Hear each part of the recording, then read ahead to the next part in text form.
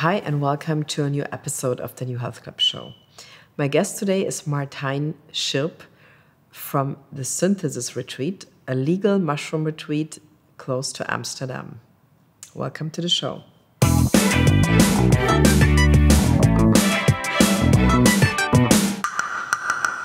So we're very happy to have Martijn Schirp on the New Health Club show, the Chief Visionary Officer of Synthesis.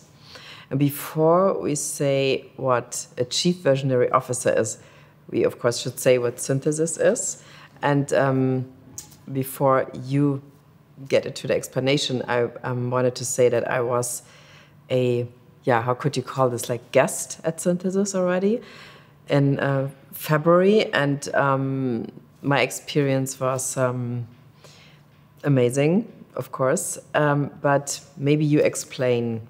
Of course, you can explain it much better what Synthesis is. Yeah, so Synthesis is basically a way to take psychedelics. There are many ways, but there is a way that we feel really optimizes for a certain result, which is really centered around well-being and around additional creativity and self-improvement and healing. In the psychedelic space, you now have a lot of companies that try to discover new drugs and new therapies, and that's on one end of the spectrum. And you can imagine psychedelics, they're so dependent on the set and setting that other companies are trying to figure out, like, what's the ultimate set and setting? Like, what's the best wrapper around the experience and the content of the experience? That's what we're, as Synthesis, aiming at. And it's really a synthesis of best practices of science, best practices of wisdom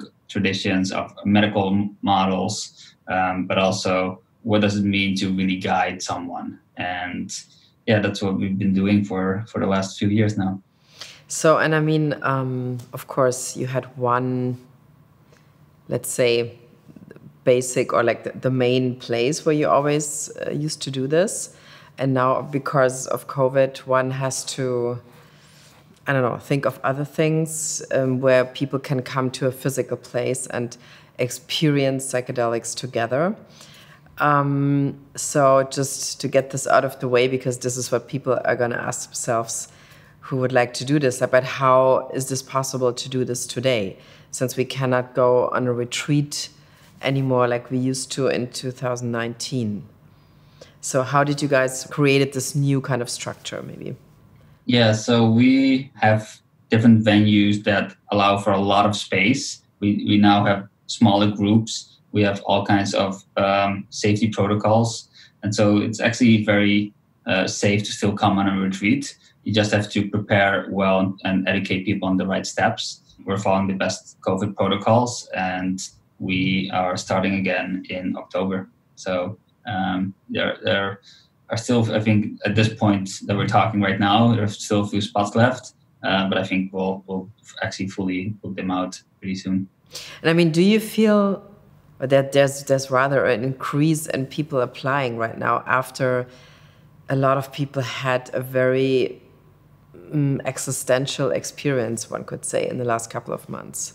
Yeah, people really feel they need a break and they need to get out of the state of the world we're in now. So yeah, we get a lot of applications, and it's great as well because by coming to Synthesis, you're also really helping us out because we got hit really hard as well. We couldn't operate for 7 months or so.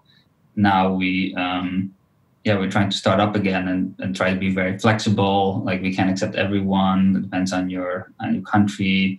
But we've really trained the whole team, and we're slowly starting to get access again, because this type of healing or this type of transformation is now, I think, more important than ever.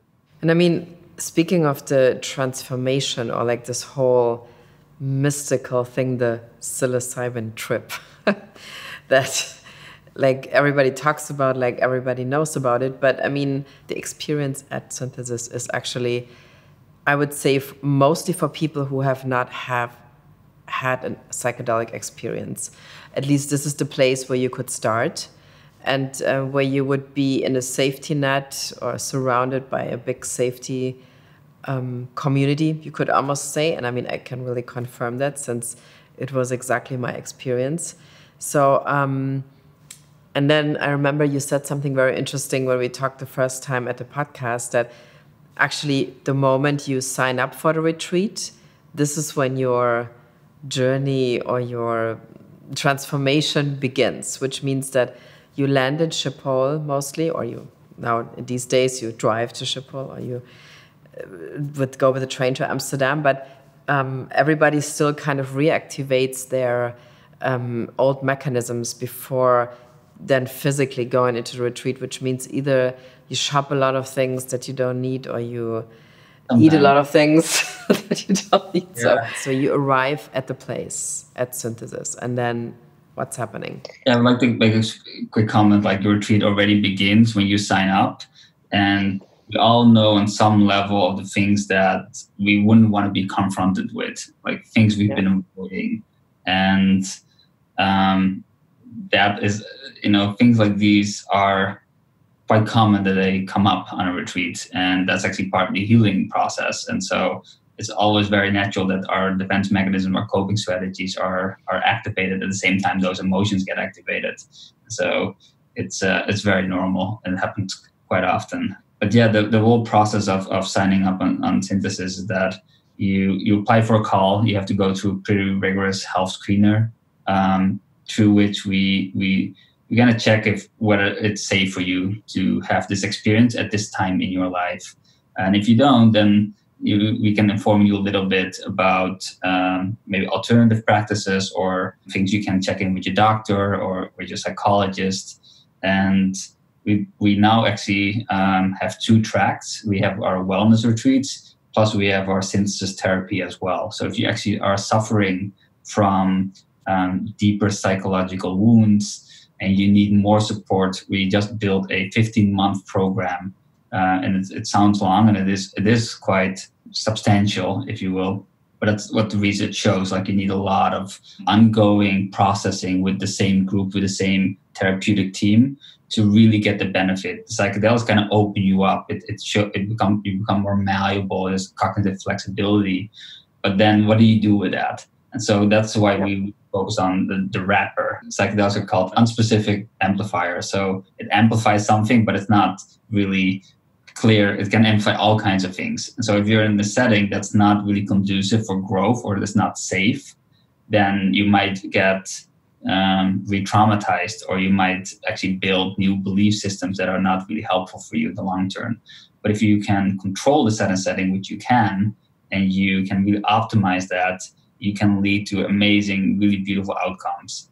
And so after the screener, we'll tell you whether you are a fit for our wellness retreats, or if that's, then there's an option of taking a longer program with actual people that are really deeply trained to do this work. Some of the best people in the space, I'd say. So that means also, as I remember what you told me, that this would be maybe possible for people who are already on SSRIs or have to take SSRIs as they enter the treatment, right? And they don't have to wait anymore for maybe 2 months. It really depends on their history, on where they are, if they ever tapered up before, so there is a potential possibility, but it really depends on a case-to-case basis, and we can only find out once they've gone through a screener. And there are a few more calls as well to figure out. Sure. Are you ready? And are you? Is this something that could work for you at this time, or do you need something else first to get to that level? But these 15 months, is it so you would come on a regular basis to the venue? Yeah. About 2 months of preparation. It's a 5-day program. It's a very small group you have 1 therapist and 1 assistant at all times. And then there is about 12 months of integration, 1-year program. There will be opportunities if you feel called to do booster retreats, like smaller 3-day retreats, but it really depends on a case-to-case basis as well. Sure. But I mean, this is a model that could sounds like a realistic future scenario future scenario, meaning in the next couple of years, because you keep reading about psychedelics, and I mean, you and me were in this business, but even now it's becoming a bigger, almost like mainstream topic. And I mean, one thing I keep reading in the last couple of weeks is that psychiatry will be totally disrupted through these kind of, for example, models. So what is your take on, let's say, the old and the new psychiatry with or without psychedelics? I think for certain conditions, this is going to be revolutionary, and the impact is so dramatic, so fast, and so at the core, the root of the suffering that some people feel, that these medicines are here to stay. But it's still a big question on like what's the optimal set and setting, and what Synthesis is dedicated to is creating access now. Like we know there are amazing clinical trials and things are moving forward, and there will probably be access in a few years in a very certain medical model.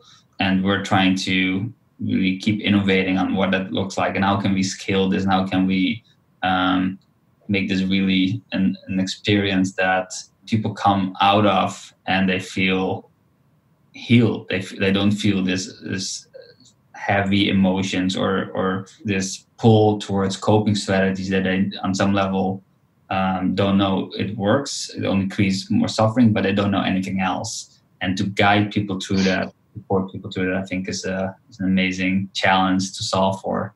And this is something we've been focusing on the last 6 months or so during COVID to really offer this, because in the past we had to reject about 40% of all people that applied. I think I mentioned that on the podcast.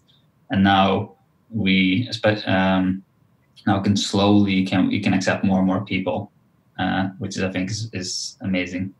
Okay, so speaking of the upcoming couple of months, so there will be some innovations, some new things that are happening. Maybe you can already talk about this on the show.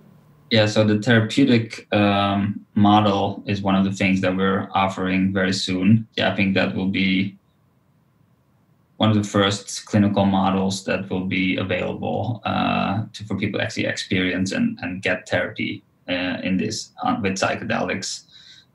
Additionally, we're moving towards digital education. So specifically, if you're interested in working with these medicines or with these tools at one point in your professional career, like we've learned so much in the last 2 years, and we feel it's now time to share some of the learnings that we had with the community or with those who are interested.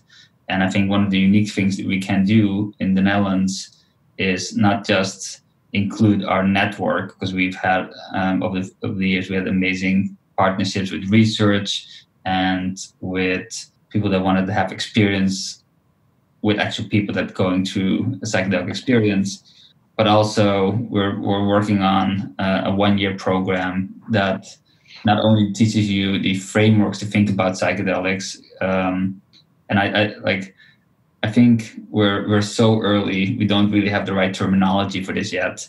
But the people that are going to guide the people in need, those with depression, addiction, with anxiety disorders, with PTSD, body dysmorphia, they're not going to necessarily be doctors or shamans or coaches, but they're going to be a mix of that. They're going to be kind of a new role that will be someone who has the experience and the know-how of some of these disciplines, but molded in something new. And that is something that we're really working hard on like what are the essential skill sets that you might not learn as a therapist or might not learn as a medical professional or a mental health caregiver to work with psychedelics, because it can unleash all these kinds of experiences that are not very common. And how do you teach that, and how do you provide the experience for these professionals themselves to understand what your client is going through?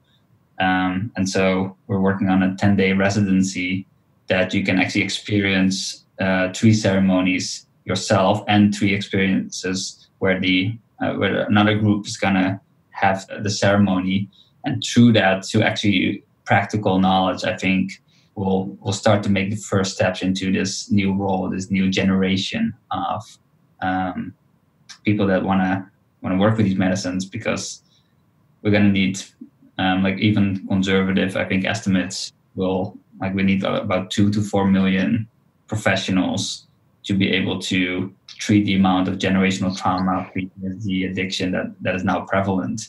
We're very early, and we're only doing like this bit, but it's pretty exciting to see the results of our own research, but also this whole movement coming online, and the interest, and the people like you really reporting what's happening. I think it's not something I expected many years ago, but yeah, no, I mean, probably like a year ago, there was already a couple of people that are kind of growing now, other companies that are going now, but I feel from even like September 2019, it was a different situation than now.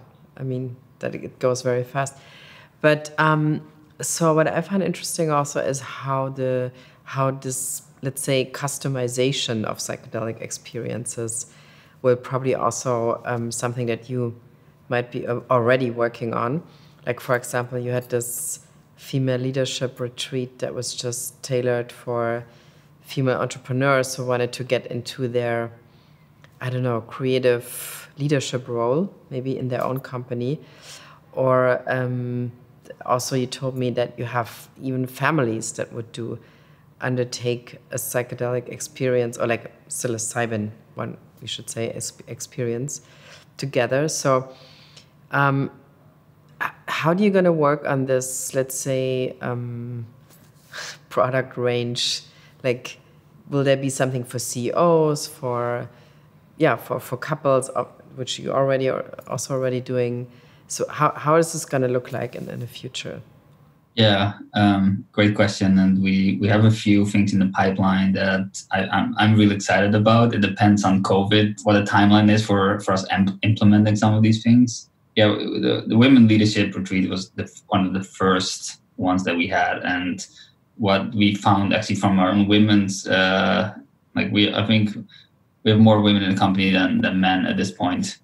And there's always a gap of seeing women as leaders. I think there's like this cultural lack or cultural gap, and we're trying to bridge that and really answer the question: what does it mean to lead? And that's specifically in the context of growing up and identifying as a woman. Yeah, this is one of our most popular ones that has always and it's created by the women on our team and led by the women by the team, and it's really beautiful. We actually created a men's version that we had to cancel last year. It's tentatively planned for next year. We have a leadership, one of the more interesting research that we're working on with a few partners, and it's still very early, but it's how do values change? If you're a business leader or if a philanthropist, and you go through a psychedelic experience and you realize that how deeply interconnected you are, how much of your context you are. You're not this independent ego that can make decisions in a vacuum, but things have a really deep ranging consequences. And you have this mystical experience of oneness. How does that change how you make decisions and where you focus on your company, and what kind of fundamental values you want to run your company by? So that's deeply interesting. And another pet project of ours, and this is hopefully we can do one next year, maybe the year after that, is a Buddhist informed retreat. So really focusing on the spiritual practice and the metaphysical transformation, on working towards awakening and enlightenment and stuff like that, which is kind of for the geeks under us, I think a very interesting option if you're more experienced and you want to go combine psychedelics with deep meditation practice. But I mean, I just want to quickly come back to the situation. So let's say you went on a retreat, let's say because of mental wellness reasons, and you didn't have like really severe stuff that, I mean, which means you could obviously take part in a wellness department, which I did too. So, and two things are very interesting afterwards. I mean, there are certain things that you see in a way, of course, that you have not seen before. And it might open also new doors and memories and things that you did not pay attention to before you took the psychedelic mushrooms.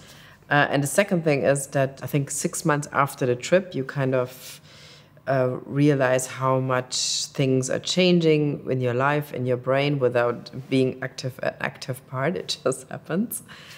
But what's very interesting to me is, first of all, so what are you going to do if something really relevant comes out of this experience that you have not expected?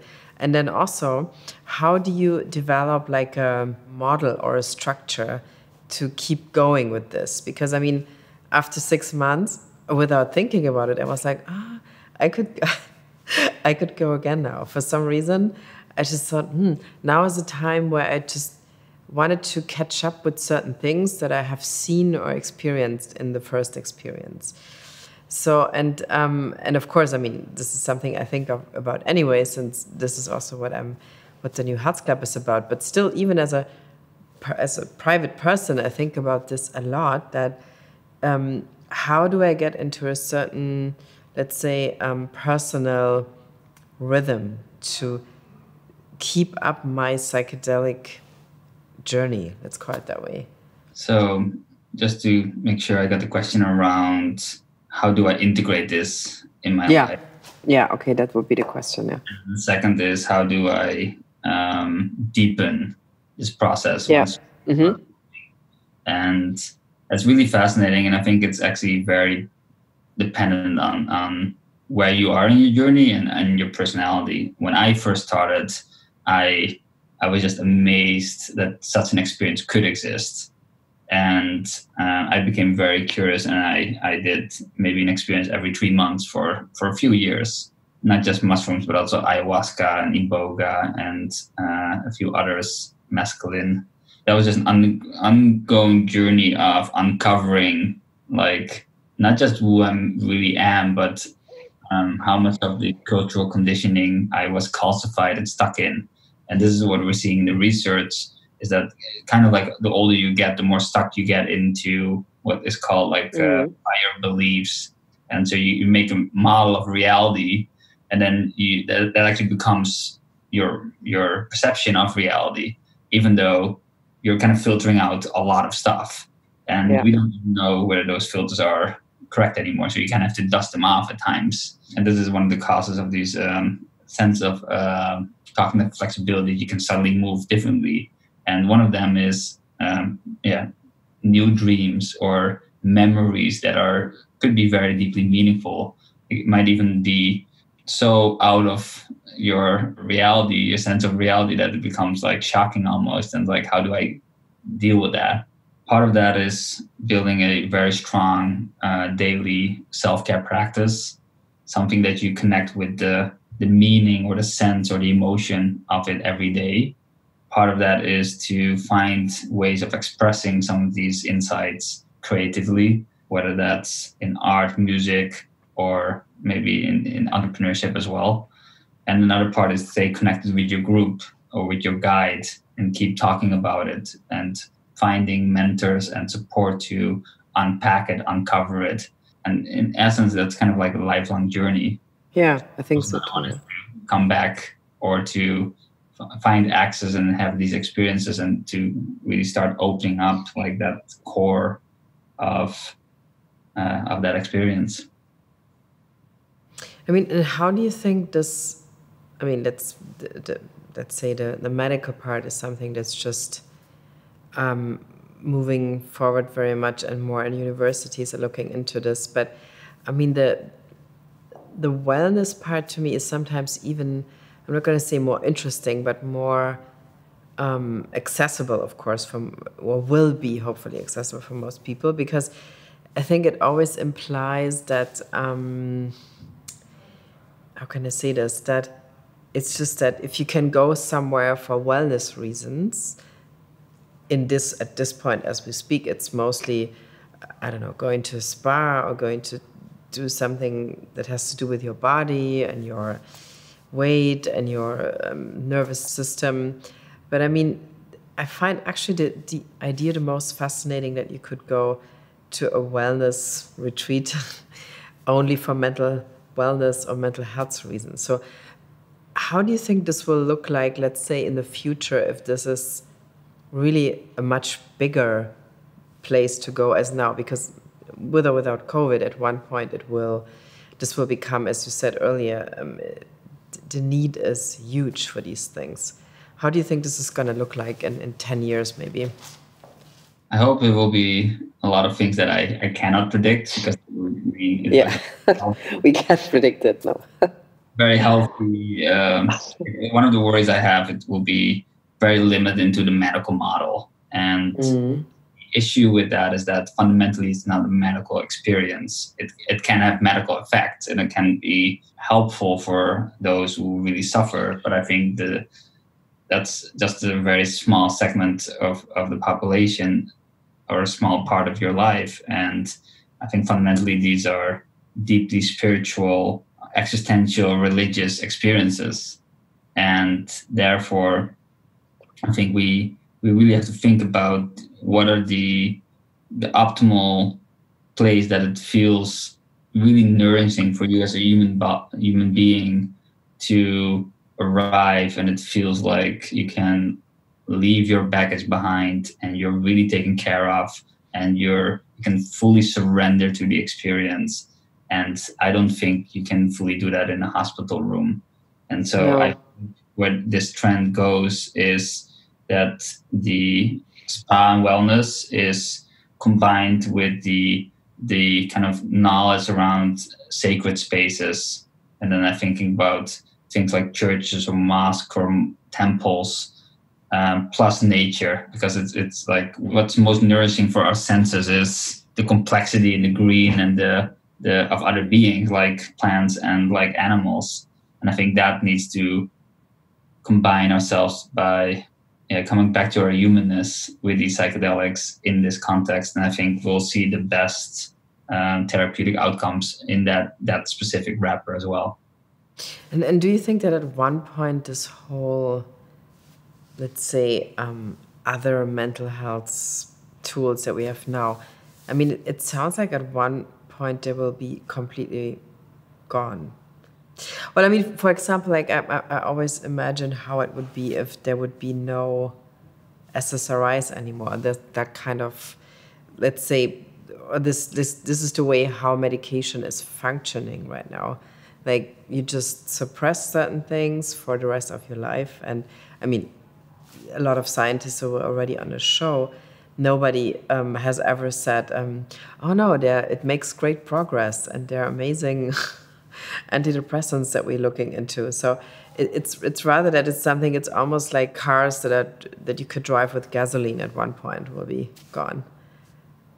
Yeah, I definitely hope gas in cars will be gone. And I think with SSRIs, we'll probably still use them for a select group of people for a certain period of time, but it is very likely that our understanding of depression, especially through psychedelic therapy, psychedelic science, will come to a new paradigm where it's looking back at somewhat barbaric, like bloodletting, it's not really helping most people, and there are a lot of side effects, and it might help people a little bit of the time, but it's mostly about symptoms. It's not really about the core issue.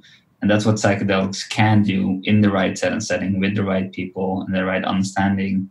You can really address some of these core traumas or the core wounds. And it's like create new pathways, create new ways of behavior and new perceptions in a way that, you anecdotally, people get their lives back and they discover parts of them, like a light, being lighter in the world. And that's amazing. And it resonates with my personal experience. So I think psychedelics are here to stay, and they will be as normal and as common as alcohol or caffeine.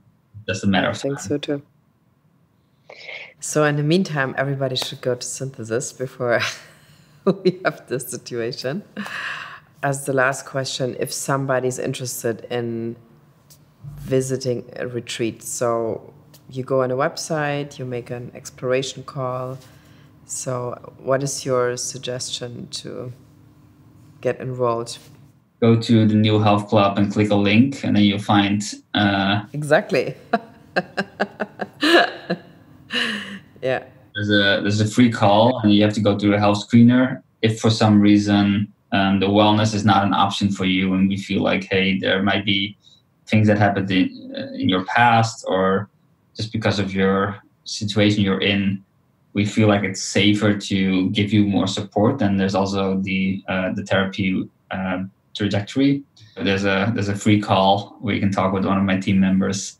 They can explain probably way better than I can what's included, what your experience could look like. And if that feels right for you, then there's ways to book that. I think we have 1 to 2 retreats every month starting in October again. I mean, I can just recommend it because, I mean, in the next couple of years, I feel that also it's not that easy anymore to go to America. I mean, it might be possible, but I feel a lot of people are appreciating that they can stay in a European context and don't have to go to Jamaica or to California or Oregon, possibly at one point, or Colorado. So, and I mean, the Netherlands and in theory, Portugal are the only places in Europe where it's possible like this, right? I mean, at this point. The Netherlands is legal. Portugal was decriminalized. Still not legal. Jamaica is an option. And then there are some gray areas like Costa Rica, Brazil. Then, of course, Oregon, Oakland, and Colorado, they have decriminalized it. So so things like the beauty of the Netherlands is that we're living in a Western country with amazing infrastructure, but it's also legal. So we're actually allowed to build an organization and learn over time, not being underground, which is it does a lot of limits as an organization. It's really cool because we can do our own research, and we every time we learn something, we implement it in our program. So, like, I would say, if you would come back, you would not experience the same synthesis. It's already significantly improved since you came, and we're doing that constantly. It's really passionate about, like, most of the team, or almost everyone in the team has come from the psychedelic community. You know, we've been in this space before it was cool, if you will, and you were, we care so deeply about doing this the right way, and you can tell from some of the things, from the stories and the data, that it's working. And so that's amazing to see. Well, I mean, all I can say is that I think the need wasn't, I mean, it was probably there, but it wasn't so visible in last year. So, and now it's like out in the open. So thank you, Martijn. It was great to have you on the show. We're looking forward to many retreats, and I'm sure people will know more about your retreats also on our platform, on the New Health Club. And I think when this episode's on, we will have all the information ready for everybody to know. Awesome. Thank you so much for having me. And I'm really looking forward to you again on retreat and see. Absolutely. I will be there. Unfolding. Yeah. God, don't mention. Last time. It was great. I loved it. Well, thank you. Have a good day, and you as well. Better. Yeah, perfect.